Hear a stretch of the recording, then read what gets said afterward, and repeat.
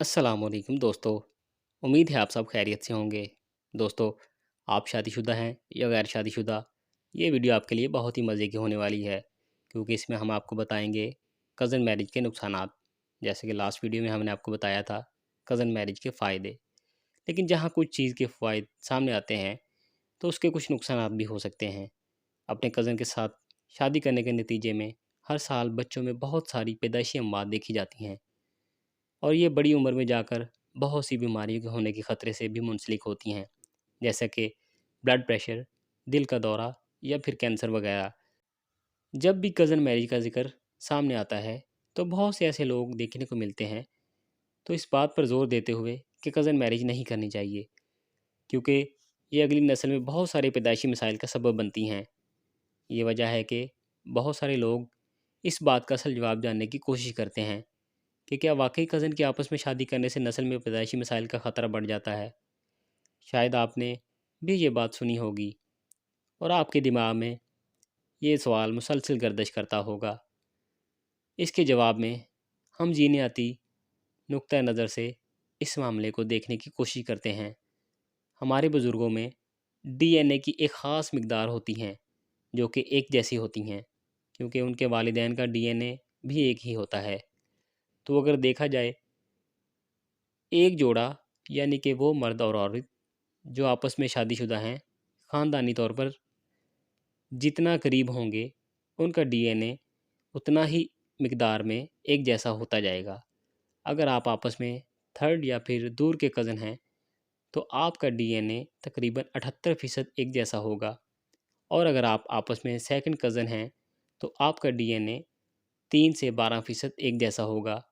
जबकि अगर आप फर्स्ट कज़न हैं तो आपके डीएनए का शेयरिंग रेट 5 से 12% बढ़ जाएगा। इसका मतलब है आपका डीएनए आपस में जितना मिलता जुलता जाएगा, आपको अगली नस्ल में पैदाइशी मसाइल उतने ही ज़्यादा पाए जाने का ख़तरा होगा।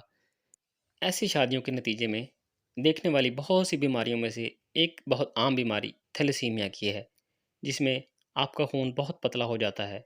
और ये बीमारी ज़्यादातर उन्हीं बच्चों में देखने को मिलती है जिनके माँ बाप या तो आपस में कज़न हैं या फिर जिनमें माँ बाप के ज़रिए ख़राब जीन उनके बच्चों में मुंतकिल हो जाते हैं। अगर देखा जाए तो आने वाले वक्तों में कज़न मैरिज के ऊपर होने वाली ये बहस बेमायनी हो जाएगी, क्योंकि अब बहुत से पढ़े लिखे लोग अब अपनी शादियों करने से पहले सब की जांच पड़ताल करने को तरजीह देते हैं, ताकि मुस्तकबिल में किसी भी किस्म की परेशानी से खुद को और अपनी औलाद दोनों को बचाया जा सके। एक मुताले के मुताबिक इस बात का अंदाज़ा लगाया गया है कि अब मुस्तकबिल में कज़न मैरिज का रुझान कम हो जाएगा। इसकी वजह भी यही है कि आजकल के मियाँ बीवी फैमिली प्लानिंग की अहमियत से आगाह हैं। इसकी बदौलत से बच्चों की पैदाइश और उनमें होने वाली पैदाइशी मसाइल में भी कमी देखी गई है। खैर, अमूमी तौर पर शादी का फ़ैसला एक ऐसा फ़ैसला होता है जो ज़्यादातर साइंसी हक़ाइक़ की बजाय जज्बात पर मुनहसर करता है।